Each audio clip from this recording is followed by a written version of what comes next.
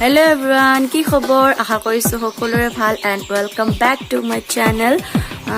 এই ভিডিওটো বহু দিনৰ পাছত দিব ওলাইছে আৰু ভিডিওটো হৈছে গৰু বিহুৰ উপলক্ষে। গতিকে চাই থাকিব গৰু বিহুত আমি কি কি কৰো, কেনেদৰে গৰু বিহু উদযাপন কৰো। ধন্যবাদ। গোৱা। ভিডিও বনাই থকাৰ কাৰণে তাই চাবলৈ আহিছে আৰু বিহু গীত গাই আছিলে। কেমেৰাটো অন কৰাৰ লগে লগে বন্ধ হৈ গ'ল। বিহু গীত এটা গাই দিয়া। ককাই দিয়া গাই দিয়া গাই দিয়া। তাই কেমেৰা দেখিলে লাজ কৰে আৰু গান গাই থাকিলে বন্ধ হৈ যায়, নাজানো কিয়। বিহু এটা পৰম্পৰা আছে যে গৰুক মিঠাতেল দিব লাগে আৰু এতিয়া মই গৈ আছো গৰুক মিঠাতেল দিবৰ কাৰণে।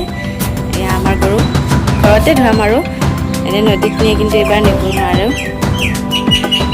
মোৰ তৰফৰ পৰা আপোনাক আৰু আপোনাৰ পৰিয়ালৰ সকলো সদস্যবৃন্দলৈ ৰঙালী বিহুৰ শুভেচ্ছা জ্ঞাপন কৰিছোঁ আৰু নতুন বৰ্ষৰ শুভেচ্ছা জ্ঞাপন কৰিছোঁ, যাতে ৰঙালী বিহুৰ ৰঙে আপোনাৰ জীৱনটো আৰু আপোনাৰ পৰিয়ালৰ জীৱনটো ৰঙীন কৰি তোলে।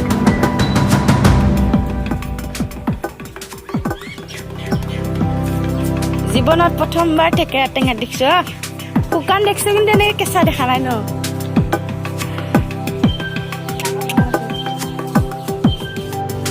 কেঁচা হালধি, গৰু মালা কাটিবৰ কাৰণে কেঁচা আম, বেঙেনা, পানীলাও, হালধি, থেকেৰা টেঙা দি গৰুৰ মালা কটা হয়। গৰুৰ গাত তেল, হালধি, মাহ আদি দিয়াৰ পাছত গা ধোৱা হ'ল। পৰম্পৰাগতভাৱে নৈত ধোৱা হয়, কিন্তু এবাৰ নৈত ধোৱা নহ'ল, এইবাৰ ঘৰতে ধুৱাইছোঁ। নদীৰ পাৰতে সলাই, কিন্তু আমাৰ ঘৰতে সলাব লগা হ'ল এইবাৰ।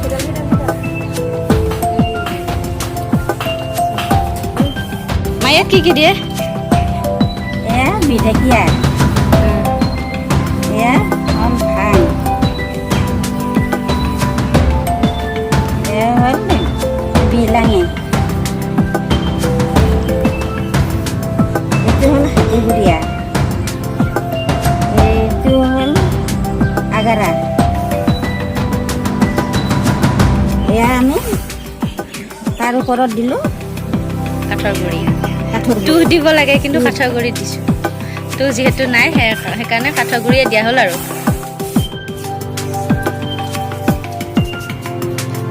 এয়া সোণা ৰূপাৰ পানীৰে গৰু ধুৱাই আছে। ভৰি ধুৱাই আছে। এইবিলাক অসমীয়া পৰম্পৰা।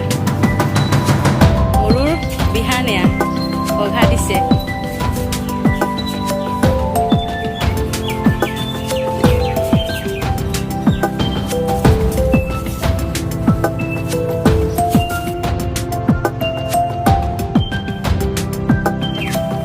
লাও খা, বেঙেনা খা, বছৰে বছৰে বাঢ়ি যায়। মাৰ সৰু বাপেৰ সৰু, তই হবি বৰ।